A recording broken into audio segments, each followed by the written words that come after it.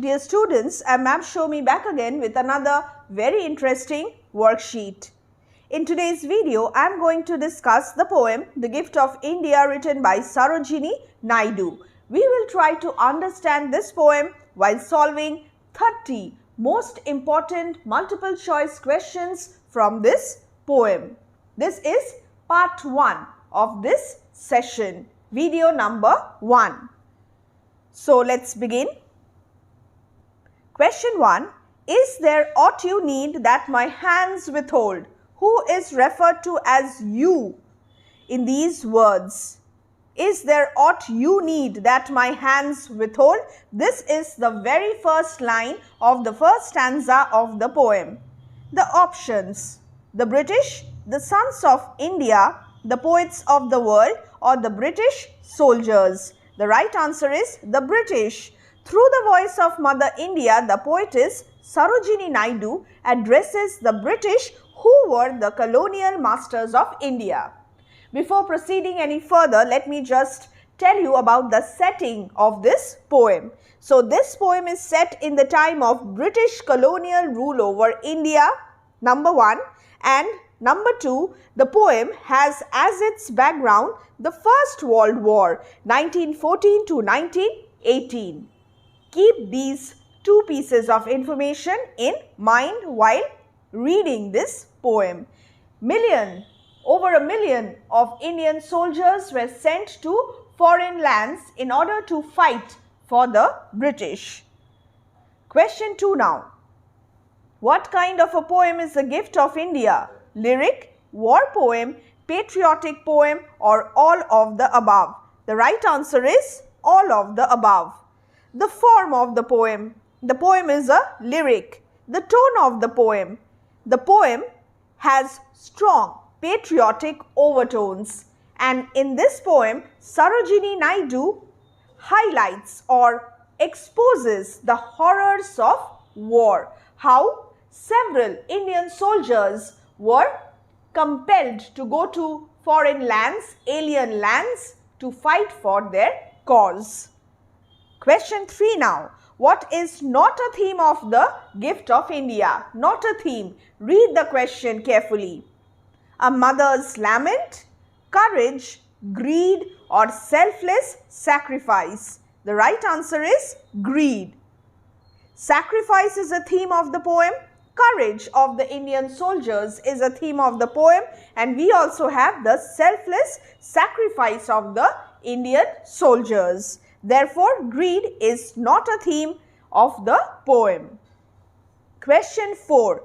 Who asks the rhetorical questions in the poem? There are certain rhetorical questions in the poem. Who asks them? Who is the speaker? Mother India, an unnamed narrator, the son of the speaker, or none of the above? Keep this in mind. Mother India is personified in this poem, and the poetess here takes on the voice of Mother India and talks about the greatest gift that she has bestowed upon the empire, the gift of her sons who have been martyred in the faraway lands, fighting an enemy with whom they have no immediate conflict. The right answer, Mother India. And here I have also given the definition of rhetorical questions along with some examples. Just go through them.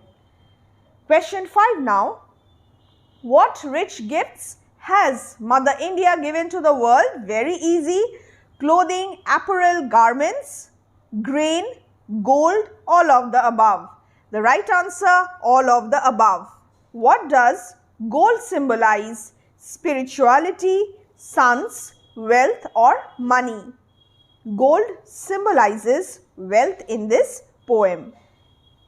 What is the meaning of the drum beats of duty? The drum beats of festivities, celebration, the call of the captain of the ship, death knell, or the drum beats that rouses soldiers to prepare for battle.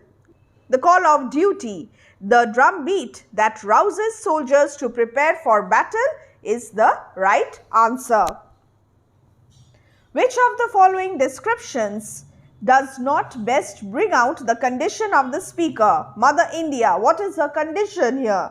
She is filled with happiness and vanity, boasting of the achievements of her sons. She is boastful, or she is courageous and has a sense of duty. She has a wounded heart and body, or she is a bereaved mother. What do you think is not a befitting description of the condition of Mother India? The right answer is, she is filled with happiness and vanity, boasting of the achievements of her sons. She is courageous and she also has a sense of duty just like her sons. She did not stop her sons from responding to the call of duty. And she has a wounded heart and body, meaning her most precious belongings, that is her sons, were snatched from her. And they were sent far and wide, the east and the west, to distant foreign lands to fight for the British. Her wounded heart and body offered her precious offspring to the call of duty. And she is a bereaved mother. So this has caused much pain and anguish to the mother, and she is bereaved. Mother India is bereaved. The sons were sent to bloody wars of destruction. What is the metaphorical significance of priceless treasures? Priceless treasures, invaluable possessions, or precious assets. The meaning. Now, what is the metaphorical significance? Stands for the precious gems found in the country, stands for the Indian soldiers, stands for the wealth of the country, or all of the above. Metaphorically, priceless treasures mean Indian soldiers. Priceless treasures, this expression here is a metaphor for the Indian soldiers who were sent to fight bloody wars of destruction. Question 10 now. The call of duty and swords of death and ruin evoke the atmosphere of war, peace, merriment, or prosperity. This is easy, atmosphere of war. The next one. What do sabres of doom signify? The weapons of destruction, the battlefield, the premature deaths of soldiers, or the misfortunes of life. The right answer is the weapons of destruction. Next, question 12. What are sabres?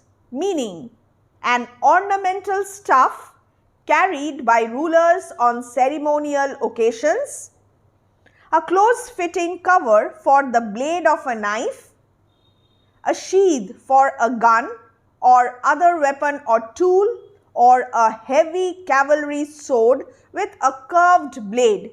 Sabres are heavy cavalry swords with curved blades.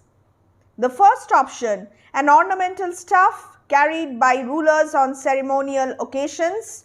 This is the scepter. And a close-fitting cover for the blade of a knife is the sheath, and a sheath for a gun or other weapon or tool is the scabbard. So, the fourth option is the right answer. A heavy cavalry sword with a curved blade. Next, in The Gift of India, Mother India is an example of simile, an example of alliteration, an example of hyperbole, or an example of personification. In this poem, Mother India is an example of personification. And here I have also given the definition of personification. Just check it. We have the personification of India as a bereaved mother in this poem. Question 14. Why is Mother India bereaved? She is lamenting the loss of her wealth. She is lamenting the loss of her sons who were sent far and wide. She is lamenting the loss of her grandeur and glory, or she is lamenting the loss of her independence. So, as I told you a little while ago, this poem is set in the British colonial rule over India. So, definitely here Mother India has lost her grandeur and glory and she is no longer independent. She has lost her independence. But as far as this poem is concerned, here Mother India is bereaved, is sad because she is lamenting the loss of her sons who were sent far and wide. Her children were her most precious belongings, and therefore she is so sad.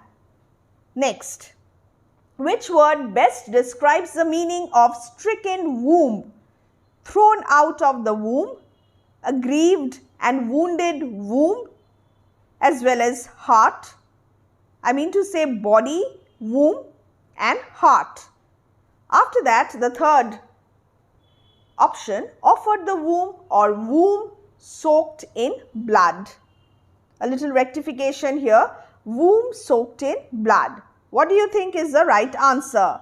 Stricken womb means aggrieved and wounded womb and heart. So, her body is wounded and her heart is also wounded because her sons are not with her. They have gone to fight bloody wars of destruction. The same thing again and again. It is a simple premise, but the significance of it is very, very important, meaningful. Gathered like pearls in their alien graves. Which literary device is used here? Read the line carefully and I am sure you will know the answer. Simile, personification, hyperbole or transferred epithet. The right answer is simile. Gathered like pearls in their alien graves. Here, the poetess uses beautiful imagery. The tone becomes that of mother grieving for her dead children, and she likens the dead soldiers to precious gems and says that they lie in strange, unfamiliar graves in unknown lands. And she uses a simile, gathered like pearls. Pearls are precious and her sons, her children are also precious and they lie in foreign lands in their graves. What are alien graves? This is important. Places of burial in strange foreign lands, places of burial in a native land, in your motherland, places of burial for extraterrestrial creatures or places of burial for children. So, this alien is not extraterrestrial creature. This alien means foreign lands. Therefore, the first option, places of burial in strange foreign lands. After this, let's move on to question 18. Where are the alien graves not found? As mentioned in the poem, by the Persian waves, by the sands of Egypt, by the meadows of Flanders and France, or by the banks of Ganges. Not found, therefore, by the banks of the Ganges is the right answer. What is the meaning of the alliterative expression, silent they sleep? So, silent they sleep, this is an example of alliteration. What is the meaning of this?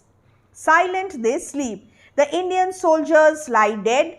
The British soldiers lie dead. The mothers of the dead children are sad and speechless. The soldiers are tired and sound asleep. The right answer is the Indian soldiers lie dead.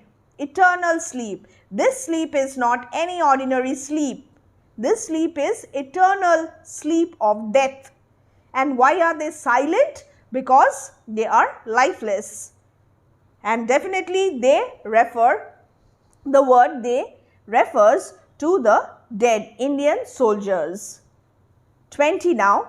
Where do the dead soldiers who sacrificed their lives lie scattered like shells? Read the poem thoroughly.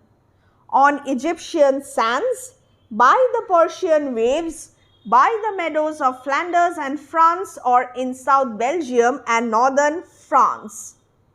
Where do the dead soldiers who sacrificed their lives lie scattered like shells? Scattered like shells, another alliterative expression. The right answer is scattered like shells on Egyptian sands, the first option. 21. What is the condition of the dead Indian soldiers? They have mutilated bodies, disfigured bodies, they have pale foreheads, they are well built and energetic, or the first and second options. Read the poem and you will get the answer. They lie with pale brows and brave broken hands. They have mutilated bodies, broken hands, and they have pale foreheads, pale brows. Therefore, the first and second options. The fourth option is the right answer. What does the alliterative expression the blood brown meadows suggest? Earth soaked in blood, earth with rich deposits of red soil, earth that is barren and bare, or earth that is full of crops.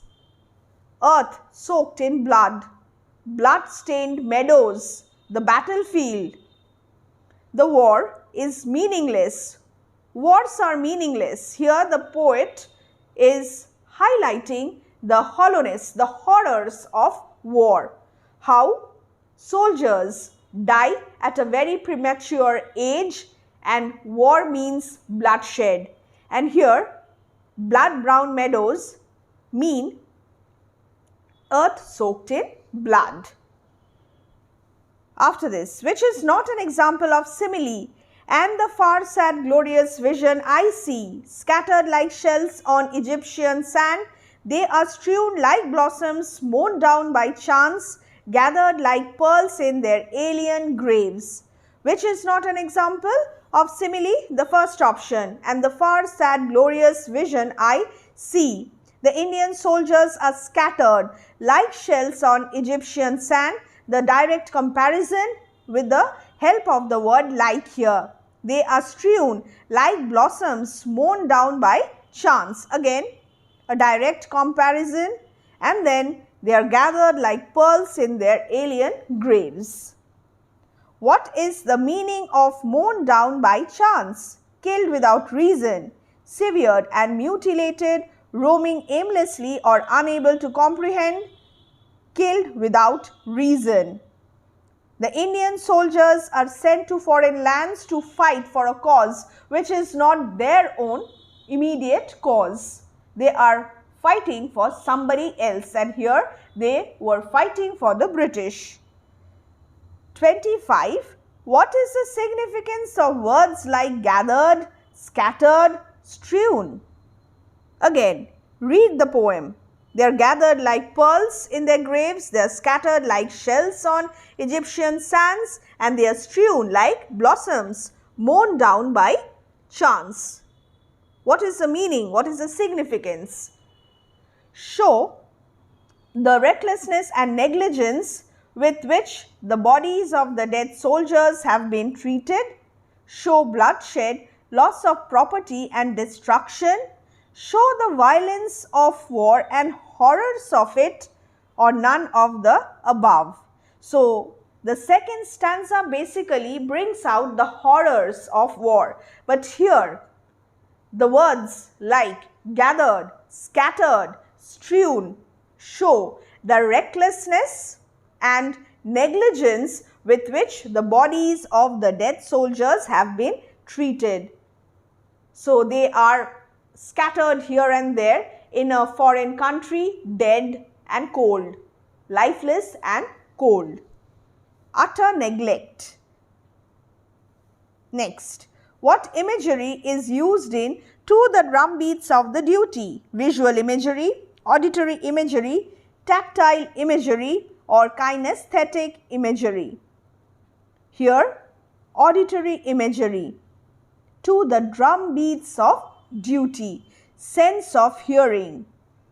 Visual imagery, sense of sight, tactile, sense of touch, and kinesthetic, feeling of movement. It engages the feeling of movement. The next one, 27. What kind of imagery is used when Mother India bemoans how the soldiers have become like blossoms, ruthlessly sheared and cut down on the blood-soaked lands of France and Flanders? Just a minor correction here. Blood-soaked lands of France and Flanders. What kind of imagery? Visual imagery, olfactory imagery, engaging our sense of smell, auditory imagery, or tactile imagery? The right answer is visual imagery. The soldiers have become like blossoms, ruthlessly sheared and cut down on the blood-soaked lands of France and Flanders. 28. What is the figure of speech in silent they sleep? Pun, simile, euphemism, or oxymoron? So, silent they sleep, an example of alliteration as well as euphemism. Just learn the definition of euphemism and you will understand why silent they sleep is an example of euphemism. After that, what is the tone of the gift of India? Already discussed. Has strong patriotic overtones. Has the heart-rending grief of a mother surcharged with emotions of pride? All of the above. The right answer is all of the above. After that, what is the greatest gift that Mother India has bestowed upon the British Empire? Gold. Her sons who have been martyred in faraway lands fighting an enemy with whom they have no immediate conflict. Raiment or grain? Very easy. Her sons who have been martyred in faraway lands fighting an enemy with whom they have no immediate conflict. So, this is the end of today's session, video number 1, and we will discuss the rest of the poem in video number 2. So, stay connected and take care.